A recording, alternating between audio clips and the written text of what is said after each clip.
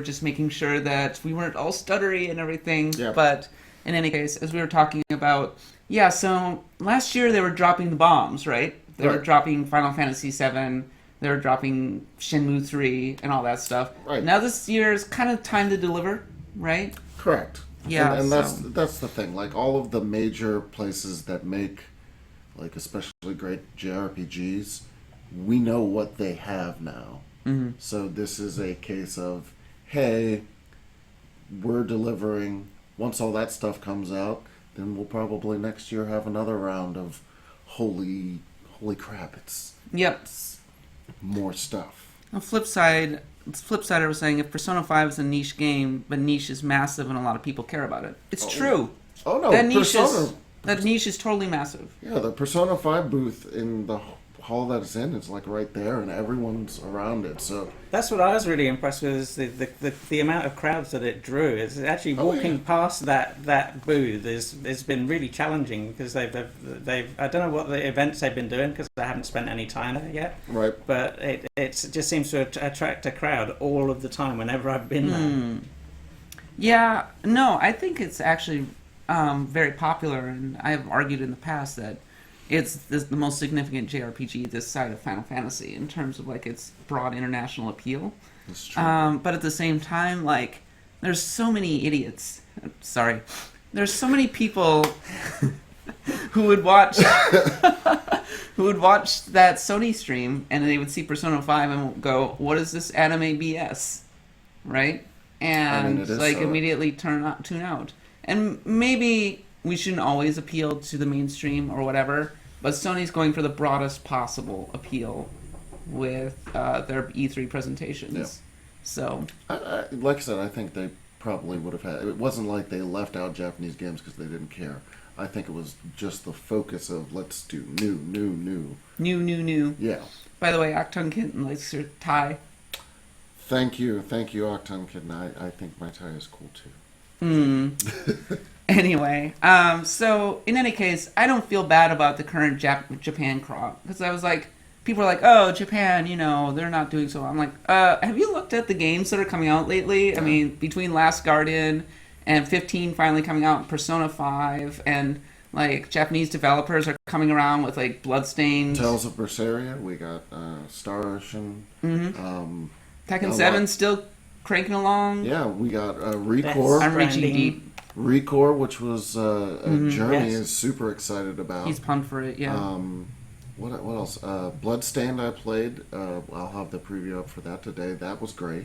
So I mean, Japanese, and especially like Inafune and Iga and Kojima are finally free to like really make games that they want to make. So that's great.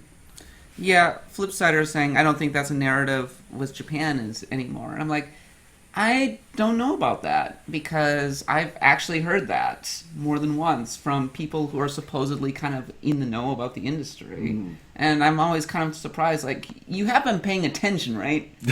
It's not 2009 anymore. Like, Japan's rebounded. I mean, obviously, it's not where it was in 1991 No. or even 2001, but things have changed a lot, and it's a lot. The force has been brought back into balance. Yes. Anyway, so let's talk a little bit about what we actually played yesterday.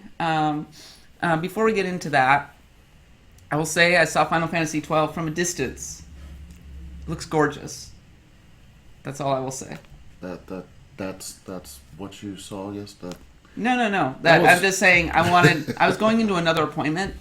I saw a demo kiosk for Final Fantasy XII HD. Okay. I think Jeremy's actually playing it and writing about it. Yeah. I thought it looked great. Because Square Enix booth is just like... That game translates really nicely to HD. That's all I will say. All right. So anyway, I suppose I'll start. The game I saw yesterday was Civilization 6. I had an hour to kind of mess around with it. I got about 30 turns in, and to be honest, I would have like restarted it if I would have restarted the game I played, because I wasn't doing very well at all. And in fact, Cleopatra like denounced me because she thought I was weak. I was like, "Hey, screw you, Cleopatra," and Teddy Roosevelt was like, hello, get off my land. I was about to say, did he try to fight you? He did. Yeah, no. Anyway, so they actually changed a lot in Civilization. It's like if you're a Civilization person, they're like one of the like a couple of the big changes that they've done, and you're familiar with this because you've played Civilization. Yeah, I played it, and our preview is on the site. Yeah, you can actually go see the preview. Yeah. You are, let's see. One of the big things that they've done is they split the tech trees. So you have just your regular, like, you're researching technology, you're researching, like, weapons, that kind of thing. Right, masonry, pottery, wheel making, all that stuff. And then the other is civics. Like, civics is its own thing. Yep. And that's really interesting because now you're researching two technologies concurrently, right? And every time, like, your government levels up, you get new policies. And these policies give you buffs to certain research or, like, certain, like, how you're building stuff. And so you're like, now you have to think about policies. And this really adds an extra layer of depth to the game. Yeah, and when I was talking with the producer as part of my preview, the idea behind that is that they wanted to reward players who are not necessarily taking the warlike path or the building path. There were a lot of players that wanted to do things a little bit more diplomatically. Yep. So the civics tree, every time, like you saw, you unlock something, you get those little cards, the policy cards that you can throw in, and the idea is you throw those in and they give you bonuses in areas that you're not focusing on because you're not building wonders or fighting or anything like that. Yeah. So they wanted to let more people in.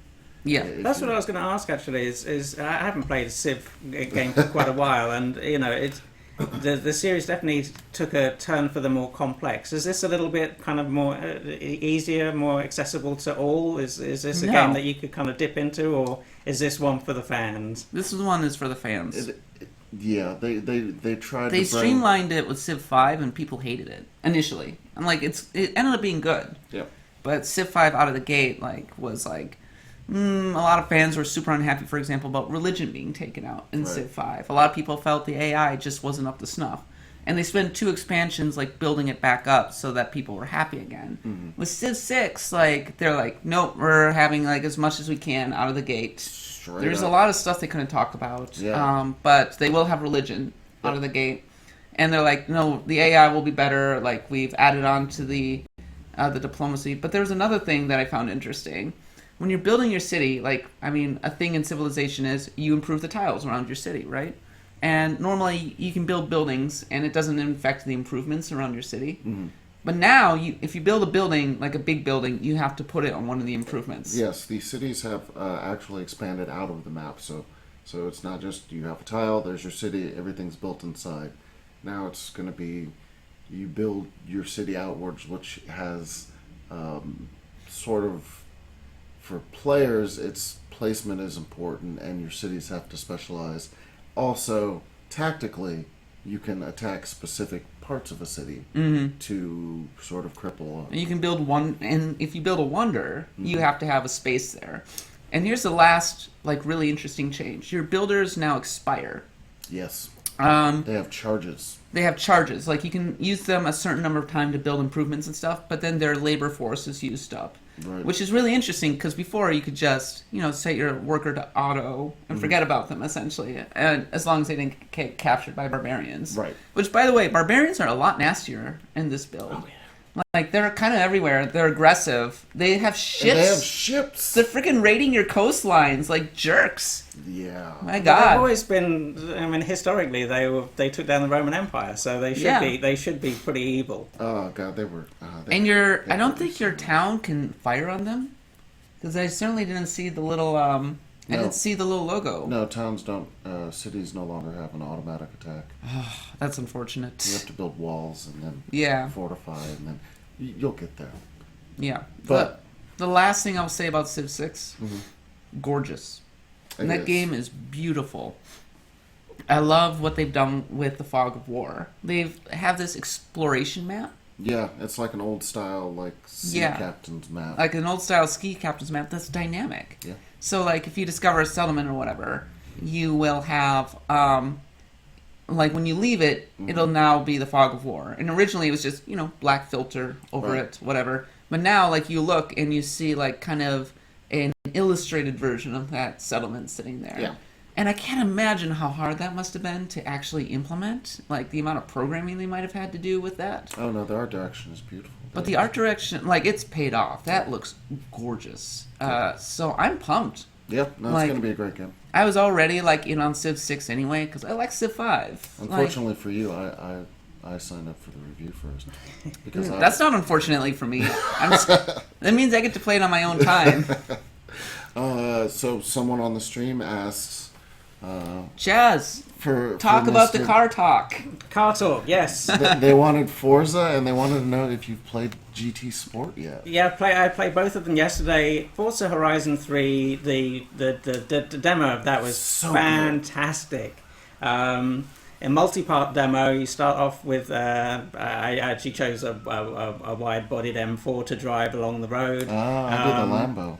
You took the Lamborghini. I did. Yeah, I was tempted, but I like the style of the wide-bodied M4. Drove that along the road, and then as you're driving along, this giant monster truck jumps out from sort of the side of the road behind you. There's a bit of an exchange of dialogue, and then you're in the monster truck. Driving that down these little twisty roads. The road turns to sort of dirt track, and it feels really like Storm Island. Very exciting. Very much like Storm Island. Yeah. Island.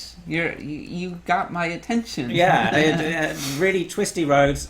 The water effects are very good. They've obviously taken that from Forza Motorsport 6. Yep. You can really feel the sort of the drag on the different wheels as the different wheels go into the water. Drove through the rainforest and then out onto a beach and sort of driving through low tide. That was really exciting. And then the final part of the demo was racing a Jeep that was suspended from a helicopter. in a sort of a dune buggy, and it was just incredibly impressive. And that was that whole race. Like, so you're out, sort of in the outback, then you're on the beach, and this one was like deep in the outback, like jungle style, which is new for the series. Yes. Yeah. Very exciting. Really, it sort of. What I liked about it was it really showed the breadth of what you can expect from Forza Horizon 3. It's set in Australia this time out. The landscape is significantly larger than it was in the prior game. 350 cars, 8 new radio stations. It's just a very, very exciting demo, and I was just totally pumped. It's the best demo of a racing game I've ever played, and I've played a lot over the years. It was really good because it's quick, it's focused, it gives you a good feel of everything. And I was happy to see the driver tars again because that was, for Forza Horizon 2, one of my favorite features. Like racing, it's like, oh, there's Jazz, and it's not actually Jazz, it's Jazz's drivatar, but it's still fun. Jazz's racing. drivatar destroying me. Yeah, no. Jazz's shows no mercy in driving games, I tell you. But see, Vodka was actually wondering if the demo stations were on Windows 10 PCs or on. Mine was on an Xbox One. Mine certainly was on an Xbox One. It was an Xbox One S, actually. Unless they had a PC underneath the booth running it. But no, it seemed to be running at 1080p, 60 frames a second. I don't know whether, maybe it runs at 30, but it seemed like 60, smooth as silk, and just really, really exciting drive. Will it have damage modeling? No. Didn't feel like it, but I was watching somebody else, and he ended up with cracks all over all over his window pane. So I think there might be some damage modeling in there. Oh, right. Do you play in first person? Yes. Okay. I play in third person. I play in third person now. I can't. The cockpit is too restrictive for me. That's the funny thing. When I'm playing Battlefield or something, I'll be driving a vehicle, and I'll be I will drive from the third person, but as soon as somebody shows up, I immediately switch to first and aim and shoot. Ah. So the GT Sport someone was asking, was it the PSVR version or just the regular? Just the regular version. They've got a networked 12-player demo at the show where you'll race the the Northern Isle track, and they also have the new Tokyo Road track, and it feels very Gran Turismo. It definitely feels smoother. The physics feel a little bit more sort of more finessed. It's the lighting is terrific. Definitely feels like a step forward, but not a significant step forward as you might expect. Okay. It's just more well-rounded. What interests me is the fact that this game is really a reboot for the series, and this has been completely built from the ground up for PlayStation 4. Right. So the physics engine is new. The cars are completely new. There's only 140 cars in the game only, but it's still quite a lot. What's interesting is that there's a whole sort of online component now where you're going to be racing against other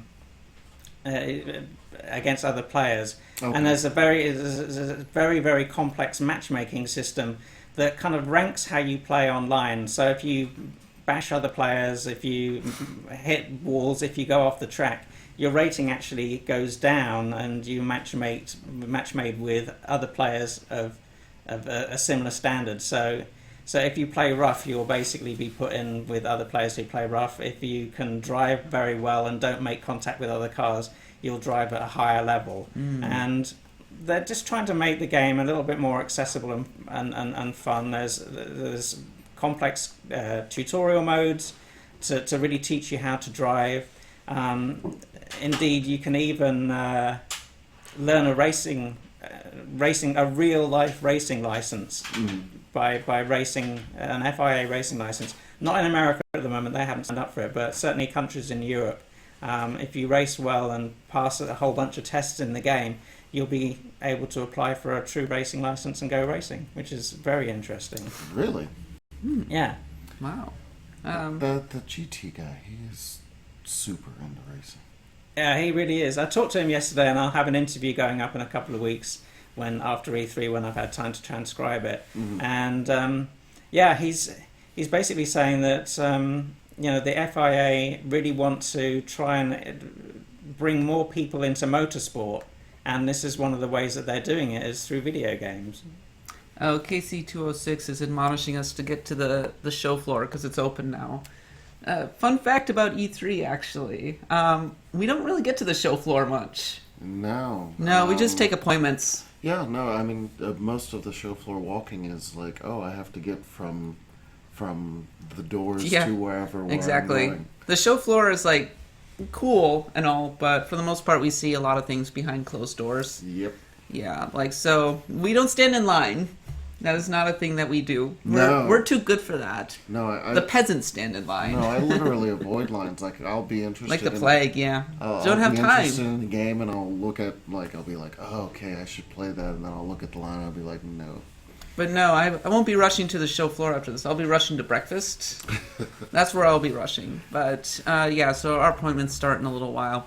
Kuninino was making the observation that Forza Horizon 3 has really taken the mantle of Burnout Paradise, and he said R.I.P. Burnout. Agree?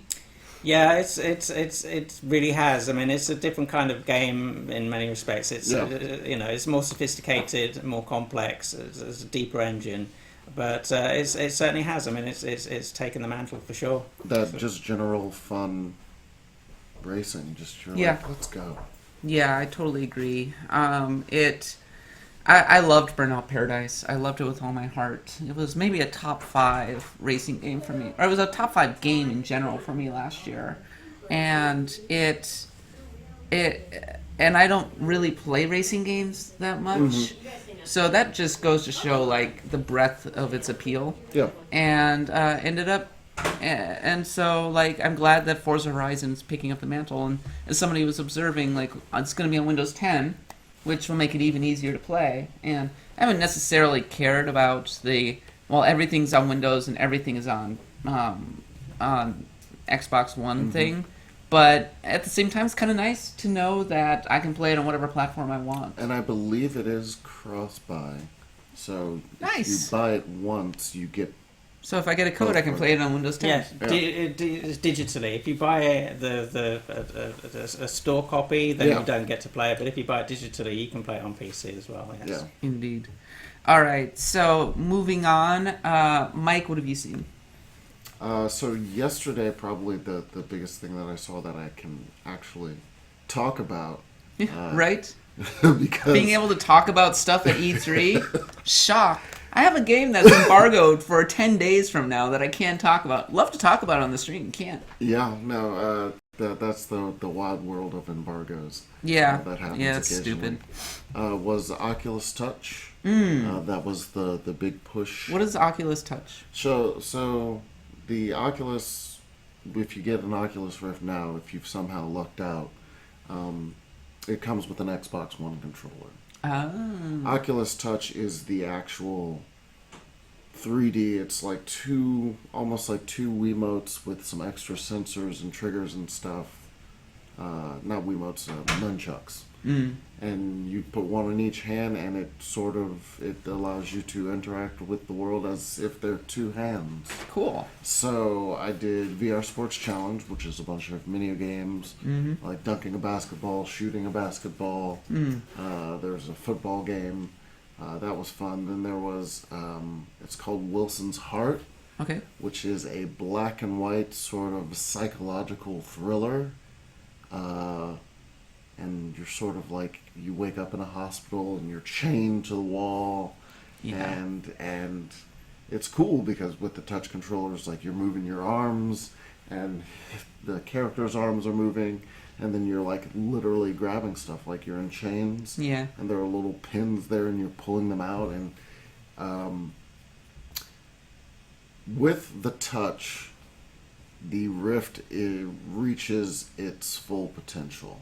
Oh, you think so? Yeah, and Yeah, because it didn't launch with controller, like dedicated controllers, right? You were just playing with an Xbox One controller. yeah, the Xbox One is the pack-in controller. And that's where Vive kind of had it beat, like right out of the gate, was that it launched Correct. with good controllers. Yes, and the Vive had the and I actually played the Touch last year, but I decided for whatever reason not to launch it with the Rift. I guess to get it out there ahead of time. But it's really like, this is what was supposed to happen. Right, yeah. So, and then, Gotta get on the ball before PSVR comes out and eats your lunch. oh my god, and the PSVR is, I mean, this is the first time that I've done it like multiple times in a row with PSVR. And the weird thing is, if you've played the Vive or the Rift, is the PSVR, the resolution is not there.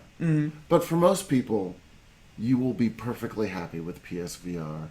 And it is by far the most comfortable headset. That's all I care about. Especially if you have glasses. Most because- comfortable, most affordable. It'll work on my PlayStation 4. Yeah. I won't have to have an uber high-end rig to play with it. And it's like a no-brainer. Yeah, like the Oculus the Rift sort of pushes in on your glasses if you have way glasses. too much. Yeah. The Vive is very front heavy, so it feels like weight. The PSVR is just so easy to get on. It's light. It just feels really good. So yes, I think the Vive will have the high end, and then the PSVR is gonna. And Oculus in the middle. Though they're signing a deal with Microsoft. Like next year they're gonna be like, on the Scorpio, yeah. yeah, it's gonna be a thing on the Scorpio. They're gonna have a partnership, and so they will become the Xbox One. Yeah. The Xbox One. Jazz, what's your take on VR and stuff? Are you like pumped? Are you not pumped? Yeah, I'm a bit of a skeptic, simply because it's expensive at the moment. I think Sony VR makes a lot of sense to me. The PSVR, it because of its cost, it's still quite high. It's $400, but you don't need a high-end PC to play it. I think Oculus is for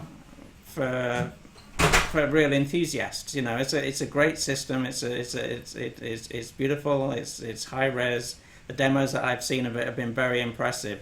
But so far, there hasn't been that killer app that I really wanted to sort of, oh my god, I must play that. Right. And all the demos I've played have felt like demos. They've been a little bit gimmicky.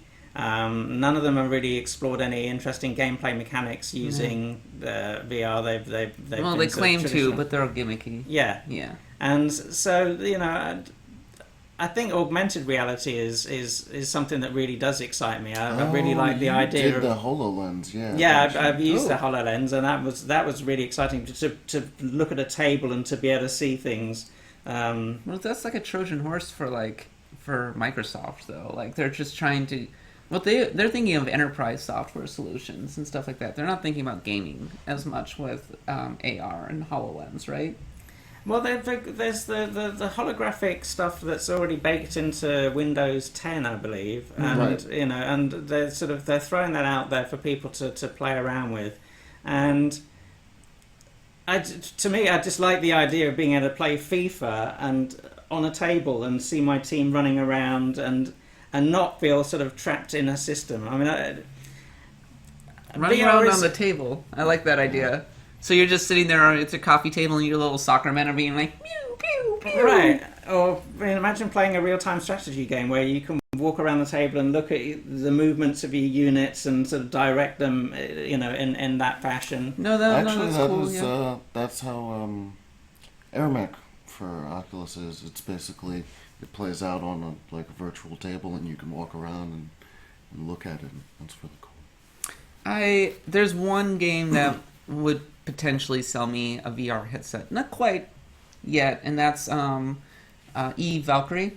That game's really cool, and I love the multiplayer aspects of it, and I'm actually kind of pumped to play it again. But the game that would really, really sell me a headset would be a full-on X-Wing X-Wing. reboot. No, if they rebooted the X-Wing series in a headset, done deal, day one, right here. Just put it into my veins, just strap that thing onto my head. I won't take it off. I'll just be like on the couch and be like, cat, poke, poke, poke, poke. Use the force. Okay, she's awake. Yeah. Yeah. Yeah. No. I think you are correct, Jazz, in that there's still the feel of they're trying to figure out what to do with it. There are some very interesting and compelling experiences, and I've enjoyed VR a lot. It's not going to replace a television anytime soon, but it is an excellent additional way to play games. I really enjoy it. Yeah, there's something very intense about it. I actually played WRC6 on VR really? as a special demo yesterday. And they had it set up on a rig with a steering wheel, and it was just really cool actually looking down and not seeing my hands, but seeing computer graphic hands with the racing gloves and the dashboard, and being able to look to my right and seeing a co-driver.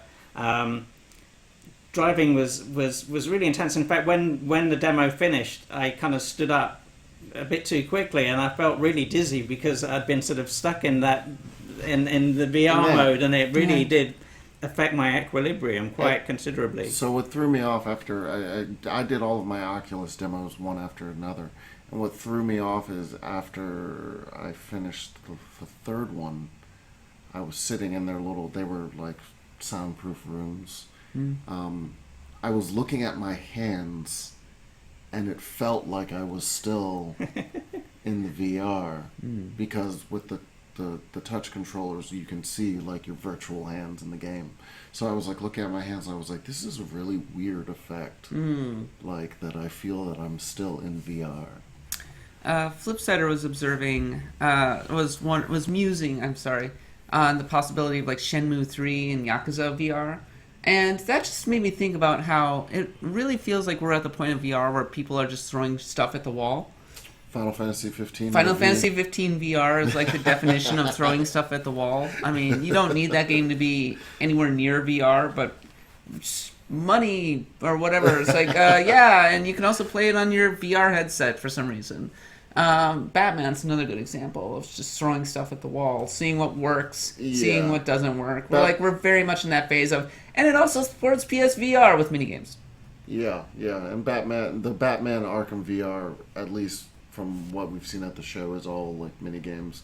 There's a kind of cool moment where you're putting on the bat suit. Yeah. Like you have that thing where you pick up the cowl and then you put it God, on that your stuff head. is so awkward. Yeah. Interacting with objects in games, so awkward. That's what the touch is for. You need those controllers. They're so nice. It's so good. Oh, okay. And Insomniacs has a game called Unspoken, Mm. which is like a wizard one-on-one dueling game. Yeah. And that worked really well. All right, so we have about 10 minutes left. Let's talk a little bit about what we're going to see today. I am going to go see Halo Wars 2. I think I'm seeing Dishonored 2. Dishonored 2. Yes. Ooh, are you pumped? I am. Dishonored 2. I'm also going to WB, so Lego Okay. Dimensions, Mm. more Lego Dimensions stuff, and what else? What else am I seeing today? I get to talk to NVIDIA today. Ooh. Shiny technology. Shiny tech. Yeah, I'm doing Halo Wars 2, Tyranny, and I'm also meeting, I'm doing a Persona 5 interview. Yes. Oh, and I'm doing a level 5 interview as well. Yes. So send all of your, like, Yokai Watch inquiries. Yes, Kat gets to interview the Shigenori character designer. Sorajima, Yeah, who is the character designer for Persona 5. Persona. Yep. And Yes. this is one of those where I looked at the schedule, I said, what? And she was like, oh yeah, no, I'm just interviewing him. I was like, no! Yeah, it'll be fun. I can't wait. Get lots of insight into, like, the character design, because, yeah, there's a lot of interesting things going on with that. Yeah. Yeah, but any opportunity to talk to the Persona 5 guys, like, anybody, is, like, really Super exciting. They've kept so much close to the vest, though, with Persona 5, you know? I think they just don't want to spoil a lot of it. Like, so much of what we know is based on trailers, for the most part. That's true. We've gotten some new info here and there, but it's not like we've gotten those big deep dives, you know? Right. Yeah. Jazz, what you seeing?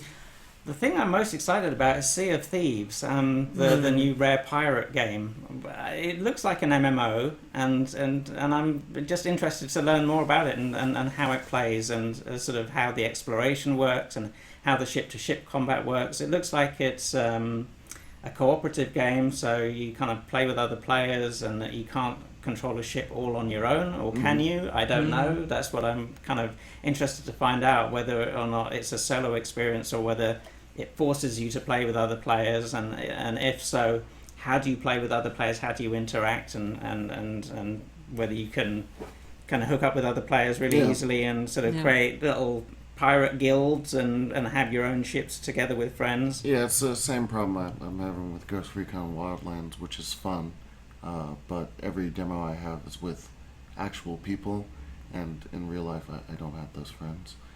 So I'm like... We don't let Mike out much. No, Mike's lying. He knows everybody. We were going around last night, and he's like, and here's this person, and here's this person, and here's this person. I'm like, hello. Oh, that's Mike. He's a social butterfly. Yes, but when I'm playing... If you don't have friends, then none of us have friends. When I'm playing multiplayer games, I'm always like... It wasn't until like Overwatch that a whole bunch of people like played games with me. So usually if there's a multiplayer game, I'm like... I get to play it with the devs. And maybe like one or two other people, but like Sea of Thieves is a fully cooperative thing. I'm like I'm thinking like if I was reviewing that, who am I playing Sea of Thieves with? Yeah, no, other journalists. Other journalists, yeah. You don't want other journalists anywhere near your multiplayer party. Yeah. You're going to have a bad time. Because all of my other friends, Destiny and The Division were the two games that didn't happen. Where like I got it, and all of my friends who are not necessarily huge gamers also got it, and I could play. But otherwise, like I'm like... My favorite is when they unleash journalists, or they unleash QA testers against journalists. QA testers who have been playing the game for months. Absolutely picked by people. Because not only are they like uber hardcore anyway, they've been playing that game for months. They know it inside and out. They know everything that works, and they rip you apart. Yeah, I was playing Killer Instinct Season 3 with their new character, General Ram, against one of the Iron Galaxy devs. Oh, no. And he just, he was like, okay, now that you've gotten a feel for it, let's play for real. Destroyed. Just utterly destroyed. Yeah, So, Yeah, it was like me and Gears of War 4 playing that at a demo, and the QA and the designers were just so skilled at that game, and the journos were sort of just getting absolutely creamed by people. But it was still On the fun. flip side, I'm currently undefeated against the Madden devs in Madden. I just wanted to point that out. Clint Oldenburg was all like, yeah, I just want to point out that I'm undefeated against these high-level Madden people. I'm like, I'm undefeated against you. You're not letting me win, are you? He's like, nope, I'm not letting you win. And I'm like, good. oh, That's good. we're getting a little trippy. But Vodka and Tonic, I saw your thing. Yes, you can play games with me anytime. Yep, indeed. All right, so I guess this is where we call it quits. Yeah. We got 2 more days of E3. We can make it, everybody. We're But finishing it up. stay healthy, stay happy. You can find the previous day's streams archived over on YouTube. Yes. And keep an eye on all of our coverage. We got a lot of stuff going up today. God, Jeremy was just we're all drinking, and I'm checking my phone, and it's Jeremy's posted another article. I'm like, oh my God. Yeah, no, we have a ton coming up. That man is a machine. I can't even. He's like, I'm getting old. I can't write as much. Allow me to write 4 articles in an hour. Yeah. All right, everybody. Thanks for dropping by. You can follow me at _catbot, Mike at Automatic Zen, and you're at Jazz Rignall, right? Jazz Rignall. Yes. 1Z. Yes, 1Z. And, of course, we're recording an episode of Axe of the Blood God, our RPG podcast, tomorrow night. And we will have a new episode of that up on Friday, doing our fall E3 recap. Lots of stuff. In the meantime, if you weren't satisfied with our Zelda talk, go read Nadia's piece. Oh my God, she goes It's everything you want to know about Zelda and some. everything you need to know. Yep. All right, everybody, enjoy the rest of your E3. I've been Kat Cheers. Bailey, Jazz, Mike. Thanks for everybody coming around. Thanks for watching our streams, and have a good day.